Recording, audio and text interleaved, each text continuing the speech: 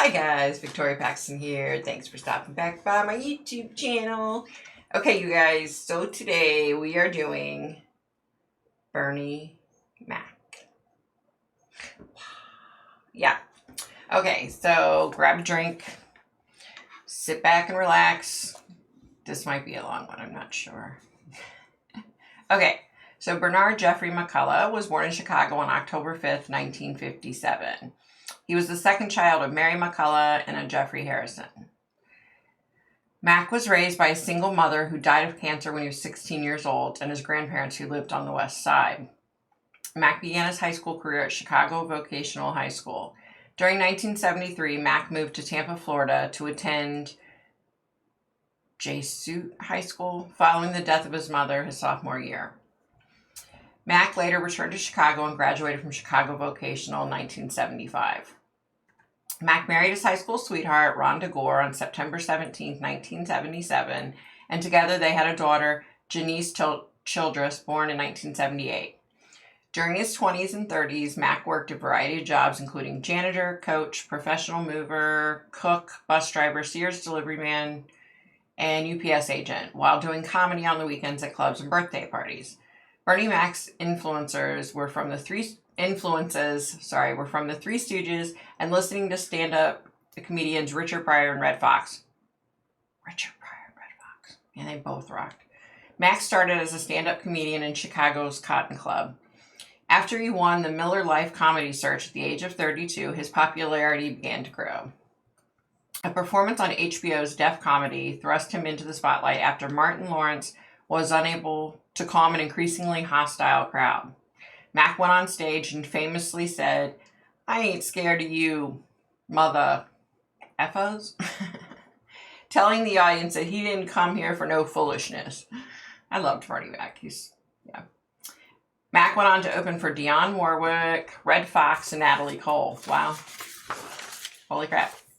In 2001, Fox gave Mac his own TV show called The Bernie Mac Show, which I loved, portraying a fictional version of himself. In the show, he suddenly becomes a custodian of his sister's 3 children after she enters rehab. The show was a success. The show contained many parodies of events in Bernie's actual life. The show wasn't renewed after the 2005-2006 season. In 2004, Bernie Mac starred as a retired baseball player in the film Mr. 3000. If you haven't seen that film, you need to see it. It's good. In the final 3 years of his life, Mac publicly disclosed that he suffered from sarcoidosis. I can never say that right. Sarcoidosis, a disease of unknown origin that causes inflammation in the tissue. Sarcoidosis frequently attacked his lungs. In 2008, Mac was admitted to the Northwestern Memorial Hospital in his hometown of Chicago. After a week of unsuccessful medical treatment, Mac went into cardiac arrest and subsequently died during the early morning hours of August 9th from complications due to pneumonia. He was 2 months shy of his 51st birthday. Damn, he was so young. Mac's public funeral was held a week after his death at the House of Hope Church with nearly 7,000 people in attendance. Oh, just a couple of close friends came. Notable mourners: Chris Rock, Chicago Mayor Richard M. Daley, Samuel L. Jackson, Ashton Kutcher, Don Cheadle, the cast members from The Bernie Mac Show, and his Kings of Comedy's fellow D.L. Hughley, Cedric the Entertainer, and Steve Harvey. He just died so young. That's so sad. Yeah, I didn't remember what they said he died from. I just remember that he passed, and I was like, wow, he's way too young, you know? Okay, so I was able to connect with Bernie Mac. And, okay, so I loved his style of comedy. But you know what most importantly, what I loved about him? His voice. I'm a total voice person. When I was a little kid and my parents took me to the Ringling Brothers Barnum and Bailey Circus, my dad asked me afterwards, what did you like, the most? And I said, the Ringmaster. His voice is so cool. Like, I'm just a voice girl. I don't know why. So when he came through, he looked good. He looked healthy. He looked young. Like, I'd never seen him look like this. So I think he must have been like in his 20s because, you didn't see him on TV in his 20s, Yeah, he was talking about his wife, his daughter, and his granddaughter. He was talking about the YouTube video that his daughter made, which I didn't know what that was. After the fact, I looked it up. But yeah, it's pretty cool. We talked about a little bit of everything. I asked him, what do you miss the most? He said obvious things like kissing my wife, hugging my daughter. I would love to be able to hug and kiss my granddaughter. Here's the other thing that was weird that he said. He misses the fast-paced life. I don't know if I would miss that. Okay, so I wrote this down, actually jotted this down. I said, I've never heard anybody say that they miss the fast-paced life. And I said to him, I don't think I would miss that. And he said, well, you never talked to me before, now have you?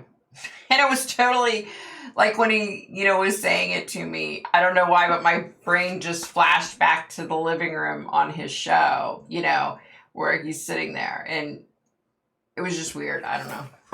Just a weird moment. But I could picture him on his show when he said that, Yeah, I asked him if he remembered his last day. He said he remembered having pain in his chest and struggling to breathe. Again, here's another one. He said 2 days before he was hospitalized, he had a, quote, feeling that things weren't good. So many people that pass have that feeling, Then he asked me if he could change one of his answers. And I busted up laughing. I was like, okay, He said, yeah, maybe I don't miss the faster paced life. I was like, oh my God. Yeah, it just caught me off guard. It was funny. Okay, so he said that, I told him what I do. I explained that at the beginning, that I'm going to do a YouTube video about it, blah, blah, blah. And he said, is there something that, is it possible for me to say something to get the word out to people? And I'm like, of course. And he said, if your people that you love are unconscious, or if they've just taken their last breath, talk to them because they can hear you. He said, I could hear everybody around me. Food for thought, people. I had a lady. Yeah. I had a lady say, oh no, they can't hear you when they're unconscious. And apparently they can. So yeah, food for thought. All right, be nice, be kind, stay safe, stay healthy. I'm leaving for Vegas, so hubby is going to post these for me. I hope y'all are doing well, and that about does it for me. Bye, guys.